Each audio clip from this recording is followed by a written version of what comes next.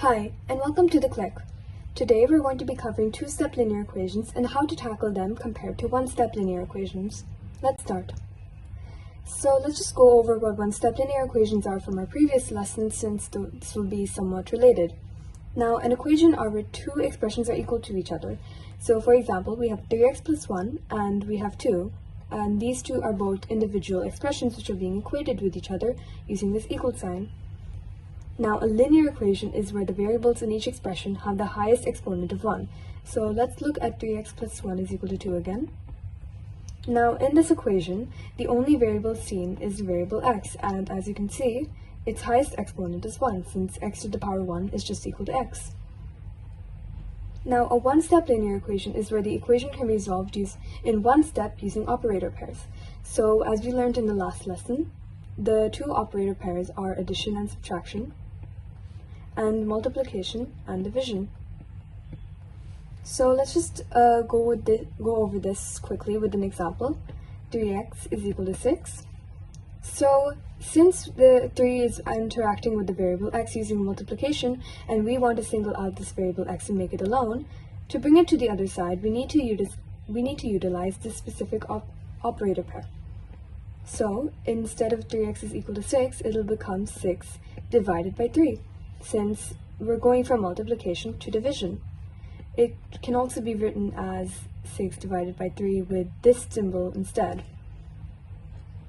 Now, what is a two-step linear equation, and how is it different from a one-step linear equation? So instead of taking one step to solve, a two-step linear equation takes two. It's in the name. So take, for example, 4x plus 6 is equal to 30. So there's two components to this. First, we have 4x, and then we also have 6. Now, unlike the one-step linear equation, where it was just one component being equated to another component, like 3x and 6, this one has two specific components on one side of the equation. But we still ultimately need to single it out.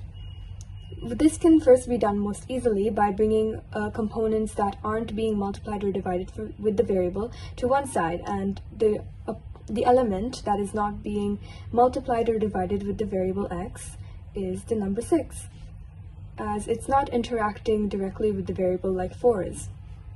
So we can do that by just bringing 6 to the other side, and since 6 is being added to this whole element here, it becomes 30 minus 6 when it's brought to the other side, since it was being added earlier. This is using the operator pairs of addition and subtraction. Next, we need to bring 4 to the other side as well. Let's just subtract this first, we'll simplify it. Now we need to bring 4 to the other side, and now you can also see it's a one-step linear equation again. To bring it to the other side, we just need to make it into division instead, since the other operator pair is multiplication and division.